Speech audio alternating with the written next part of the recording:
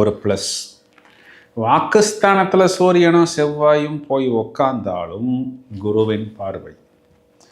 புதன் சுக்கிரன் கூட்டணி 2ஆம் இடத்துல, பிறகு சுக்கிரன் உச்சம்.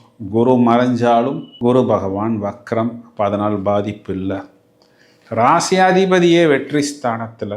அப்போது தனம், குடும்பம், வாக்கு, புத்திசாலித்தனம், கூல், கம்ஃபர்ட், கோபத்திலிருந்து வெளியே வருவது, மூட் அவுட், டென்ஷன், டிப்ரெஷன், ஒரு மாதிரி இன்ஃபீரியாரிட்டி காம்ப்ளெக்ஸ், ஒரு மாதிரி ஒதுங்கி நின்னது, தனித்து நின்னது, எது நடந்தால் என்ன, எப்படி நடந்தால் என்ன, சித்தன் போக்கு, சிவன் போக்கு அப்படின்னு எல்லாம் இருந்த மகர ராசிக்காரர்கள் ரொம்ப நாளைக்கு அப்புறம் வெற்றியை நோக்கி பயணிப்பார்கள்.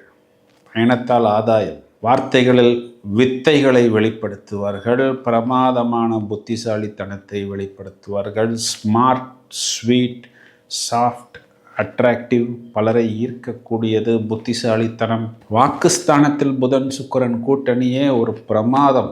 கண்களால் பார்க்கக்கூடிய விஷயங்களை கைகளால் செய்யக்கூடிய அமைப்பு. பிரமாதமாக வித்தைகளை வெளியே காண்பித்து, ஸ்மார்ட்னஸை வெளியே காண்பித்து பலரை நம் பக்கம் ஈர்க்கக்கூடிய அமைப்பு. திடீர் யோகம், திடீர் வருமானம் பெறக்கூடிய அமைப்பு. கடனை, நோயை, எதிரியை எப்படியாவது வெல்ல வேண்டும் அப்படின்னு சொல்லக்கூடிய ஒரு துடிப்பு. பயணத்தால் ஆதாயம், நட்பால் ஆதாயம். ஒரு நபரை சந்தித்தேன்.